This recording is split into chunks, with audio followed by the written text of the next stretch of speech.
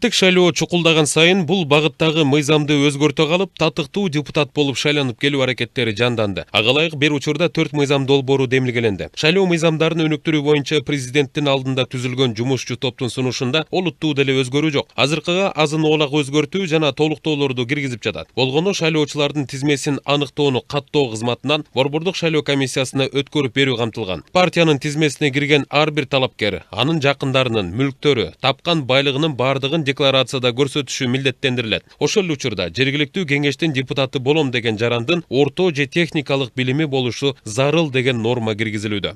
Саясий партия шайлоо участкасына барып толтура бир нече кишилерди список менен берчү эмес беле, бир шаардан бир шаарга жылдырыпчы.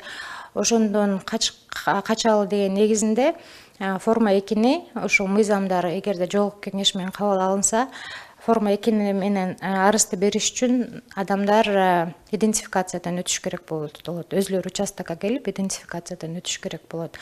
Ал эми Алмамбет Шыкмаматов сунуштап жаткан мыйзамда 7 облус, 2 шаар жана сыртта жүргөн мигранттар өзүнчө бир округ болуп түзүү сунушталууда. Калктын санына жараша 120 орунга ылайыкталып тизме иштелип чыгат. Чечүүчү күн келгенде жарандар партияга андагы купулуна толгон талапкерлерге добушун берет. Кандидаттардын саны 3 же 4 болушу мүмкүн. Болочок эл өкүлдөрүн тандоо ушул нукта жүрсө, анда парламентке ар тармактан акчасы жок, бирок тажрыйбасы жетиштүү адамдар келерин Шыкмаматов биздин каналга курган маегинде билдирген.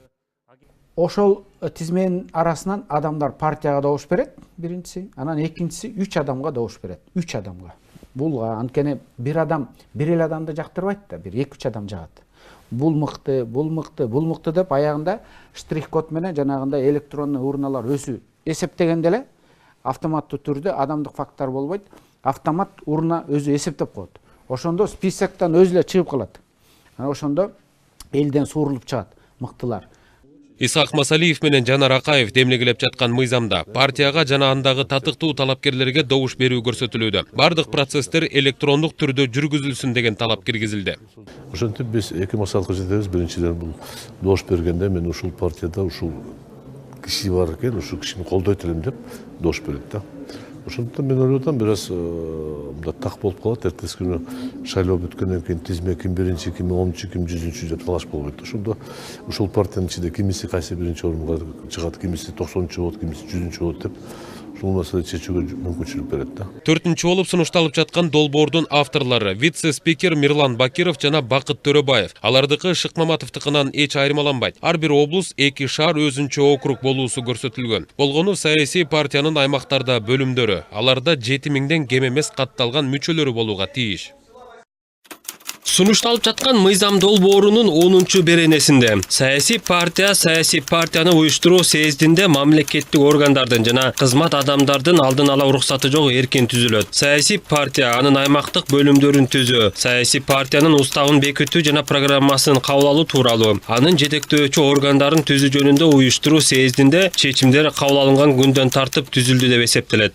Шайлоо мыйзамдарына киргизилип жаткан өзгөрүүлөр жана толуктоолордон жарандардын толук түшүнүктөрү жок. Коомчулуктун бул боюнча ою ар башка. Бири бир мандаттуу округ керектешсе, айрымдары жарымы партиядан, жарымы округтан, кээ бирлери азыркы система менен шайланып келиши туура деп эсептешет.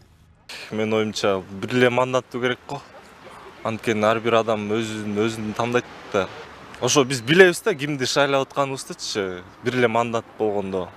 Биз бир адамды көрсөтсөк, ошону шайласак, ошол бийликке келсе, ошондуктан өзүнүн ойлорун жакшы айткан адамды биз шайлай алабыз деп ойлойм да. Мне кажется, лучше будет по партийным спискам выбирать, потому что как бы там указаны фамилии, и ты можешь как бы разузнать об этом человеке какую-то информацию. Азыр 50% менен келген, жарымысы мандатный менен, жарымысы партийный система менен келген туура деп ойлойм.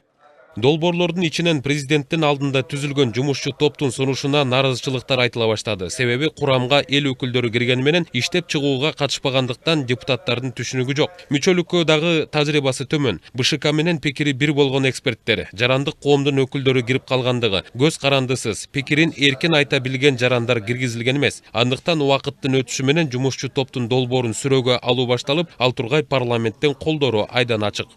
Президенттин алдында жумуш тобунун атынан дагы бир мыйзам долбоор түштү. Албетте аны мыйзам боюнча депутаттарга сунуштап, ошол эле Абдулахап Нурбаев башка депутаттар демилгечи болуп, 20 жакын депутат демилгечи болуп кол берди. Бирок кечээкү талкуудан көрдүк, депутаттар жакшы бул мыйзамды түшүнгөн жок. Биринчиден, анткени өзүлөр иштеп чыккан эмес. Ошол эле кайра сот реформасына окшошуп, башка бирөө иштеп чыккан. Ошол саясатка, мамлекеттик ишке же болбосо эл менен иштешкенге, элдин кызыкчылыгын коргогонго тажрыйбасы жок адамдар кайрадан иштеп чыгып мыйзамды депутаттарга кошкон да. Сунушталган мыйзамдардын авторларынын ортосунда кызыкчылыктардын кагылышы башталды. Кыргызстандын шайлоо системасында биздики идеалдуу десе, ошол эле учурда бардыгы чогуу каралып, окшош болсо кошуп, карама каршы келгендерин талдап чыгып, анан бирдиктүү бир мыйзам долбоорун иштеп чыгууну демилгелөөдө. Талкууга келгенде депутаттар керектүүсүн жана кереги жогун илгеп алат. Азырынча президенттин алдында түзүлгөн жумушчу топтун сунушу тармактык комитеттин кароосунда болсо, калганы коомчулуктун талкуусунда. Мирлан Маматалиев, Дүйшөн Шаршембеков, Алтынбек Саакиев, Жума Баян.